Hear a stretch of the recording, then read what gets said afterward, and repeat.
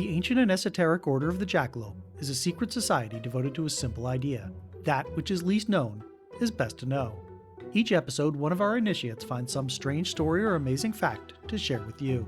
No topic is off limits, except for the obvious.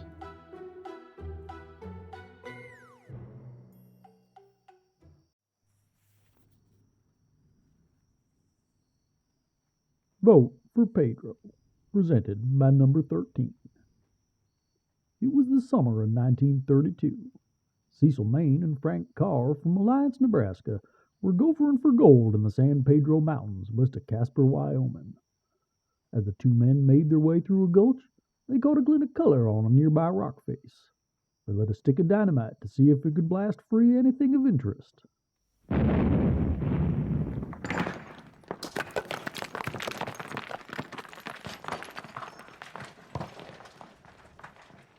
When the smoke cleared, Maine and Carr found themselves staring into a small natural cavern, 4 feet tall, 4 feet wide, 15 feet deep, and completely sealed off from the outside world.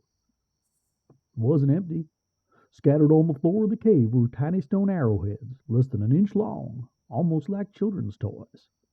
And then there was the thing. At first, it was just an indistinct shape at the far end of the cave. As Cecil and Frank drew closer, they realized it was a funny little man sitting on a narrow ledge, with his hands resting on his crossed legs like the Buddha in repose. When I say little, I mean little. He was only 6 inches tall sitting down, and might only be 14 to 20 inches tall even if he stood up. Now, Cecil and Frank half expected the little man to get up and start dancing around, but then they took a closer look. His reddish-bronze skin was dry and leathery, his eyes glazed over. They soon realized he was dead, but perfectly preserved, mummified by the dry mountain air. The little man's visage was hideous and grotesque, with a low, flat forehead, bugged-out eyes, a broad nose and mouth, and thin lips drawn up into a snarl or scowl. There was a light down covering his entire body, and a small tuft of silvery hair on the back of his neck. Cecil couldn't quite tell whether it was a small child or some sort of pygmy or dwarf.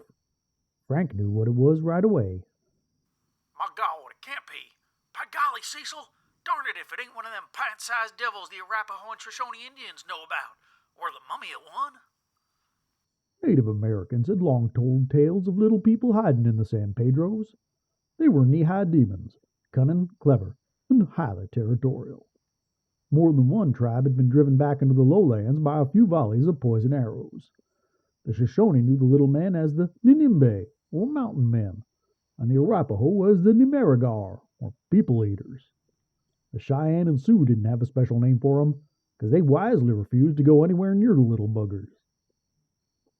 No white man had ever seen a Ninimbe or Nimeragar before, but here was one in the flesh. The dry, fragile flesh. Cecil and Frank gently lifted the funny little man from his resting place, wrapped him in a bandana, and laid him in a boot box. They rushed out of the hills and down into Casper to show everyone what they had found. While Cecil made a report to the sheriff, Frank took the box to the hospital to show it off to a friend.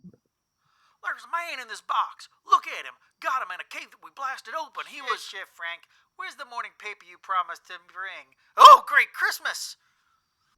After a brief commotion, the strange little man was turned over to the state historian, Mrs. Cyrus Beard, who examined it for several weeks, but could discover nothing more about the mummy or where it came from.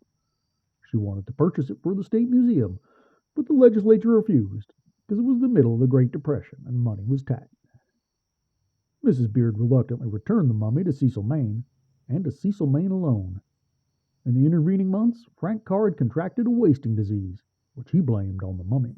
The curse of the Pedro chain is upon us. Looks like our number's up, Cecil. Maybe double death, but God grant that it won't be by violence. Eager to pass along the curse, Maine sold the mummy to Homer F. Sherrill, a businessman and collector from Crawford, Nebraska. Sherrill had resources Maine did not, and had the mummy examined by experts in Casper, the Field Museum in Chicago, and Harvard University. The eggheads proved once and for all that the mummy was genuine. X-rays showed that it had a complete skeleton and internal organs. Not only that, but an adult bone structure with a closed fontanelle and a complete set of molars and wisdom teeth. The front teeth had been sharpened to vicious points, possibly to help it tear and rend the undigested red meat found in its stomach. It had dirt under its fingernails and toenails, a fractured left clavicle, and visible wounds indicating that it had died violently. It was definitely male. The fact that it was hanging dong was a dead giveaway. The mummy had been at least 65 years old at the time of his death, and had lived at least 9,000 years ago, and possibly as far back as 500,000 years ago. Whether it was a Native American pygmy, or from some lost race of man, they could not say. Once Cheryl knew the mummy was genuine, he took the next obvious step. He put him on exhibit as a sideshow attraction to lure potential customers to his used car business. The Pedro curse soon caught up with him, though. The used car business floundered, and Cheryl was forced to sell the mummy. The next owner also fell victim to the Pedro curse, as did the next, and the next. By 1950, the mummy was back in Casper, in the possession of businessman Ivan Goodman. On the recommendation of an associate, Goodman took the mummy to New York to be examined by experts. During the trip, Goodman collapsed and died in the street, the final victim of the Pedro curse. As for the mummy, it vanished from Goodman's hotel room, never to be seen again. Oh, man, that's hard on the throat. How does the crypto-naturalist do it? That can't be his real voice, can it? Ugh. Anyway, that, my friends, is the story of the San Pedro Mountains Mummy, or Pedro to his friends, or Wyoming's own midget mummy if you're the Weekly World News. It's a fun story, to be sure, but is it true? It's hard to say, because like many tales, it has changed greatly during the telling, with important but inconvenient details being omitted, and eventually being replaced with exaggerations and outright lies. Let's see if we can knock off all the sensationalistic cruft and get at the truth. Pedro was real. Everyone agrees on that. There's a mountain of documentary evidence that attests to him. Newspaper reports, photographs, x-rays, and of course there's also eyewitness testimony from those who saw him on exhibit over the years. He was not a mummy in the traditional sense of the word. His condition was not the deliberate result of an elaborate burial ritual, but an accident of climate and chance. This is not unusual, because the dry mountain air of the Rockies is apparently a hell of a preservative. Similar mummies have been found by miners, shepherds, hikers, fishermen, and anthropologists. In the 1960s, several were discovered near Yellowstone in what eventually became known as Mummy Cave, which was featured prominently on Science magazine and National Geographic. The earliest mention of Pedro specifically comes from October 1932, when state historian Mrs. Cyrus Beard returns the mummy to Cecil, Maine. The date of his discovery is harder to pin down. Some say January, others in June, and even others in October. There's no way to know for sure which date is right, but if we assume Mrs. Beard took a few weeks to examine the mummy, June seems like the most likely option. It is not clear where he was found either. Cecil, Maine was never able to find the cave again, throwing its very existence into some doubt. Indeed, the primary reason the State Museum declined to purchase the mummy was not lack of funds, but lack of clear provenance. They weren't going to waste their budget on artifacts of unknown origin.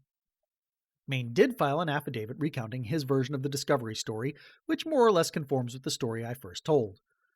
If you've heard our episode on Gustav Blair, though, you'll know that people lie in affidavits all the time, making them practically useless as a means of discovering the truth. It's also worrying that Maine's affidavit was only written in 1936, some 4 years after the purported discovery, and not notarized or filed until 1943. That's a huge red flag. At some point, Maine, or maybe Beard, seems to have taken Pedro to a Dr. Whitby at the Memorial Hospital in Casper. Dr. Whitby took some x-rays and discovered that the mummy's oddly flattened head was the result of anencephaly, a rare condition where a developing fetus never forms a brain, usually caused by severe malnutrition in the mother. He was not a full-grown pygmy or dwarf, but an unfortunate infant who could not survive outside his mother for more than a few days at most, assuming he wasn't stillborn. In April 1934, Maine sold Pedro to serial entrepreneur Homer F. Sherrill of Crawford, Nebraska. At various points in his career, Sherrill had been an insurance salesman, a milliner, a restaurateur, a liquor store operator, but mostly he was a used car salesman, famously the most trustworthy and honest of all professions. Sherrill took the mummy to his own expert, Dr. L. E. Perkins of Harvard University. Dr. Perkins came to the opposite conclusion from Dr. Whitby, that Pedro was a full-grown adult, dated back to the middle of the Pleistocene era, and likely came from a race of humanity that predated the Native Americans. This was less impressive than it sounds. For starters, Dr. Perkins was not a paleontologist or anthropologist or ethnologist, but a physician at Harvard Medical. His analysis of the mummy appears to have been rushed and cursory, and it's not clear if he took x-rays of the mummy or ran any sort of chemical tests. The idea that there were pre-Native American peoples in North America is an outdated one unsupported by evidence, and promoted mostly by those interested in junk race science. Perhaps most damningly, Perkins was Homer Sherrill's brother-in-law, making almost anything he had to say suspect, assuming he had actually said it in the first place, and Sherrill wasn't just making it all up. Sherrill also claimed that Pedro had been examined by the Field Museum in Chicago, and had been briefly exhibited there. The museum has no record of such an exhibit, and there are no contemporary reports of one. Shortly after purchasing Pedro, Sherrill put him to work as a carnival attraction. For the next several years, he was a regular presence at county fairs and carnivals throughout Nebraska, Colorado, and Wyoming. To promote these appearances, Sherrill printed out a series of advertisements and flyers full of sensationalistic and unverified statements. These advertisements are the source of claims that Pedro had filed teeth in his mouth, undigested red meat in his stomach, dirt under his fingernails, and mortal wounds indicating a violent death. They also state that the cave where he was found was littered with tiny arrowheads, a detail not present in any other version of the story. Then there's the curse of the San Pedro Mountains that will strike down all of those who disturb the mummy's eternal rest. This is not something from actual folklore, but a piece of fake lore inspired by the so-called Curse of King Tut and the then-current Universal Mummy movies starring Boris Karloff. If there ever was such a curse, it must have worked retroactively. By the time he discovered Pedro, 23-year-old Cecil Maine had lost 2 children in infancy, was divorced from his wife on grounds of mental cruelty, and had been seriously injured in a car accident, albeit the sort of serious injury that makes it completely impossible for you to work during the week, but not impossible to go prospecting in the mountains on the weekend. Another blow to his credibility. The curse also apparently took its sweet time, because Maine managed to outlive everyone else who ever owned the mummy, dying in 1954. Ah, you say, but what about Frank Carr, the Pedro curse's first victim? Well, here's the kicker. Frank Carr may not have existed in the first place. Contemporary reports of Pedro's discovery don't mention Carr at all. Sherrill's pamphlets are the first time he comes into the picture, and they can't seem to decide whether he's Frank Carr or Frank Gar. If he was a real person, his role in the story was minor at best. If he wasn't, he seems to have been added to the story solely to provide the curse with a victim. Sherrill was also the first person to claim that Pedro was some sort of Native American spirit. To clarify, the legends of the Ninimbe and Nimeragar are real, the Ninimbe and Nimeragar themselves likely aren't. Anyway, as is often the case with sideshow exhibits, Pedro eventually exhausted the local market and was no longer a draw. Sherrill sold the mummy, which passed through several different owners before winding up in the possession of Floyd Jones, a drugget from Meeteetse, Wyoming. Jones would later claim the mummy was forced onto him by a relative who wanted to get rid of it, White Elephant style. Jones put Pedro on display in his front window, rented him out to other druggers in Casper and Denver, and had a small sideline selling postcards bearing his likeness. In 1946, Jones began worrying that someone was going to steal Pedro and decided it was time to get out of the carnival business. Jones sold the mummy to Ivan Goodman, a serial entrepreneur from Casper. According to Goodman's long-suffering wife, the mummy cost them several $1,000s. Her revenge was that she would not let him bring the hideous little thing into the house. Goodman had been an insurance agent, a real estate agent, ran an ice cream factory, and owned a service station, but like Homer Sherrill, he was primarily a used car salesman. Before 1947, his shtick was that he was Honest Ivan, the angel of B Street, the world's best-known used car dealer, whose ads were peppered with corny dad jokes. After 1947, his shtick was that you could walk into his dealership and see Wyoming's own midget mummy. Goodman kept Pedro in a memorable display setting that quickly became famous, seated on a stout cedar plank and covered with a thick glass dome. His ads touted Pedro as the world's rarest human mummy, and proclaimed, "It's educational, it's scientific, it will amaze and thrill you, it's a pygmy preserved as it actually lived." When the mummy failed to draw the expected crowds at the used car dealership, Honest Ivan threw it in the back of his station wagon and took it on the road, exhibiting it at carnivals and fairs in the occasional college campus, where he charged 25 cents a peek. In 1948, a curious carnival goer suggested to Goodman that he should run some more up-to-date tests on Pedro, so Goodman sent the mummy up to New York to be examined by Dr. Harry L. Shapiro of the American Museum of Natural History. Dr. Shapiro had access to the mummy for a month and took some x-rays, but was too busy to do any sort of microscopy or run chemical tests. Shapiro confirmed that Pedro was indeed human, though he cautiously refrained from making definitive statements about his age, origins, and any potential injuries. He did state that the body was likely not a dwarf or pygmy because if it was full grown, it would be significantly smaller than any such individual known to modern science, and if it wasn't, it didn't conform to any known growth patterns for such individuals. Instead, he suggested that Pedro was, you guessed it, the naturally mummified remains of an anencephalous child. Unsatisfied with Shapiro's conclusions, Goodman sent Pedro to be examined by Dr. Paul Martin at the Field Museum of Chicago. Dr. Martin ran a few tests and then announced his judgment. Pedro was, wait for it, the naturally mummified remains of an anencephalous child. Despite these judgments, Goodman continued to advertise Pedro as coming from a hitherto unknown tribe of Native American little people. It seems he was more interested in using Shapiro and Martin to get X-ray images he could run in his ads than he was in any sort of scientific rigor. Goodman took Pedro back east once more in November 1950. While he was in New York, he collapsed in the middle of the street, but he did not die there. He made it all the way back to Casper, where his doctors discovered a large brain tumor. Goodman died a few weeks later in Denver during an operation to remove it. One thing is true, though. Goodman went to New York with Pedro, and when he returned, Pedro was not with him, and he was never seen anywhere in public ever again. Ironically, disappearing made Pedro more famous than ever. The combination of mysterious mummy and mysterious disappearance proved too alluring for the press to resist. He became the subject of countless paranormal puff pieces over the years. Much of this coverage was driven by Ivan Goodman's son, Dixon Goodman, who asserted that the mummy had been stolen. He claimed that his father had taken it to New York to show off to either a scientist who wanted to examine it or a fellow carny who wanted to buy it. In either case, that individual turned out to be a con artist who disappeared with the mummy and who was never seen again. It wasn't clear how much Dixon could be trusted. His version of Pedro's history seemed to wildly differ from the chronology that had already been established, like his assertion that the mummy had been acquired from a shepherd who found it in the mountains. If the mummy had been stolen, why did he not file a police report? If he knew who his father was meeting with, why was he reluctant to name them, especially if they were in hiding? In 1969, a Casper librarian accidentally named the individual in response to a press inquiry, S. Leonard Wadler. This was astounding because if S. Leonard Wadler was trying to keep a low profile, he was doing a terrible job of it. Wadler was a graduate of Yeshiva College and a psychologist specializing in love, but who seemed to love publicity more than anything else. In the 1950s, he ran a Lonely Hearts Club in Brooklyn that preached the gospel of singlehood and self-reliance. In the 1960s, he changed his tune after getting married and instead operated a museum of love, courtship, and marriage on Broadway, a few storefronts down from Lincoln Center. When the museum went under in the early 1970s, he retired to Florida, where he died in 1980. Dixon Goodman reached out to Wadler's family to see if he could recover Pedro from them. The Wadlers said they had no idea what he was talking about. Dixon spent the rest of his life looking for the mummy, but never found it before his own death in 2022.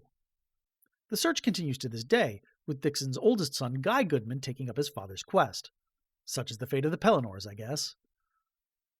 In 1994, Pedro was featured on an episode of the TV show Unsolved Mysteries, which interviewed Dixon Goodman, Pedro superfan Eugene Bashor, and University of Wyoming anthropologist George W. Gill. When the episode ran, their phone lines lit up with hundreds of calls and hot tips, none of which led to Pedro. Many of the callers seemed to have their own midget mummies, which they wanted to get verified. Most of them had unverifiable origin stories very similar to Pedro, found in the mountains by a shepherd or miner, and almost all of them turned out to be crude fakes made by unscrupulous charlatans. One was even carved out of a turnip. The most recent attempt to recover Pedro came in 2005, when John Adolphi offered to pay $10,000 for the mummy's return, no questions asked. Adolphi, a young Earth creationist and the owner of Bible Land Studios, intended to make Pedro the centerpiece of a creationist museum, tangible proof that evolution was a lie. He did not elaborate on how exactly that would work. The cash reward turned up a few leads. It was on a tribal reservation in Wyoming, it was at a garage sale in New Jersey, but in the end they all turned out to be wild goose chases. Adolphi quietly retracted his offer, and Pedro is still missing to this day. So where is he? The way I see it, there are three options. Number one is that Pedro is no longer with us. He managed to last a long time up there in the dry mountain air, but maybe being under a glass dome on a cedar plank isn't a good long-term storage solution. The pies at the diner certainly don't seem to last forever. There's a good chance that rough handling and the elements have taken their toll on his fragile form. Number two is that Pedro is in the possession of someone who doesn't know what they have, or who doesn't even know that they have him. If he's tucked away in a back room or an attic or storage locker, that opens the possibility that one day he'll resurface on an episode of Antiques Roadshow or maybe Storage Wars. Number 3 is that Pedro is in the possession of someone who does know exactly what they have. Some rich private collector who knows that even if they're not the receiver of stolen goods, their ownership rests on a very shaky provenance. The Goodmans, you see, aren't the only ones who would be interested in Pedro if he resurfaces. He would almost certainly be subjected to a claim under NAGPRA, the Native American Graves Protection and Repatriation Act, which would almost certainly lead to an expensive years-long court battle with an uncertain outcome. Which possibility do I favor? Always follow the money, I say. Okay, so we have no idea where Pedro is. What about the other key question? What is Pedro? An unfortunate stillborn baby? A Native American pygmy? Some sort of fairy or leprechaun? At this point in our tale, 3 trustworthy doctors and scientists have all come to the same unambiguous conclusion, but maybe you're still unconvinced. Maybe you need one more. Here's one more. In the 1970s, George W. Gill, a professor of anthropology at the University of Wyoming, became interested in Pedro when students kept pestering him about it. He found the tale intriguing and soon became the world's foremost authority on the midget mummy. Whenever someone was writing about Pedro and needed a quote from a living scientist, Gill was their go-to guy. He was even featured on that 1994 episode of Unsolved Mysteries. Gill struck up a correspondence with Harry Shapiro of the American Museum of Natural History, who had examined the mummy in 1948. It turns out Shapiro still had all of his notes from his examination and gladly sent a copy of the files to Gill. Those files included the first crisp x-rays of the mummy that had been seen in years, and both Gill and Shapiro agreed that they clearly showed that Pedro was, say it with me, an anencephalous infant. They also independently concluded that Pedro was probably not more than a few hundred years old, but conceded that without material to test it would be impossible to know. Now, we already mentioned that Unsolved Mysteries brought a lot of folks out of the woodwork, most of them with their own fake midget mummies. They weren't all fakes, though. One elderly man had a Pedro-like mummy that seemed to be genuine, but he didn't want to have it x-rayed because he didn't want to know if it was real. And then there was Chiquita. Chiquita was yet another mummy, a tiny girl about the size of a baked potato with blonde hair. She had purportedly been found in a hidden mountain cave by a shepherd in 1929. If this sounds familiar, well, Dixon Goodman confusingly made the same claim about Pedro, and several other mummy owners made similar claims.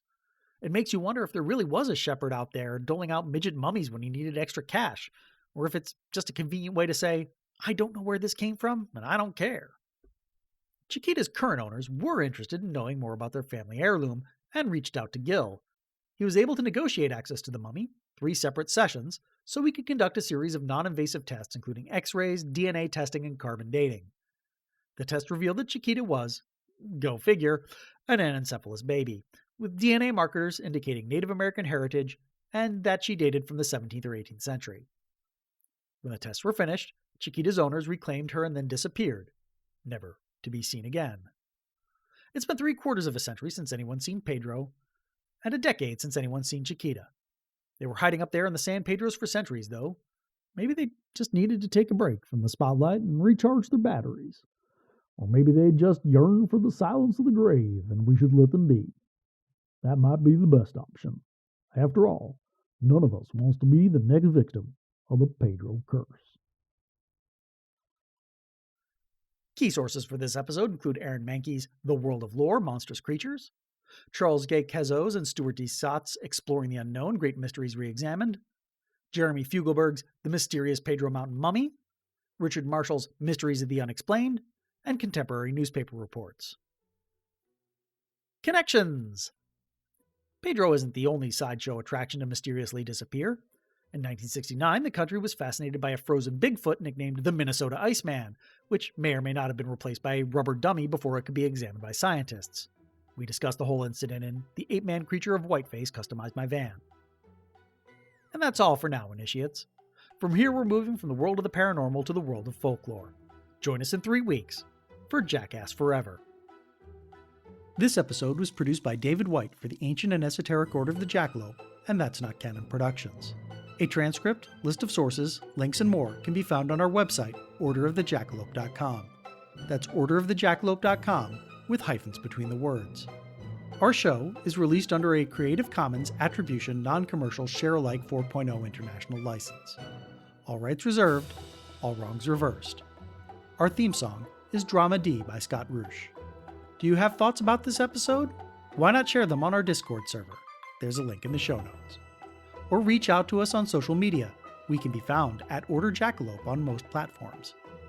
Or just send us an old-fashioned email at jackalope@orderthejackalope.com. We want you to join our secret society. All you have to do is share your strange story or amazing fact with the world. Visit our website and click Join Us for more information. Until next time, Quicquid minime skiat, optime scire.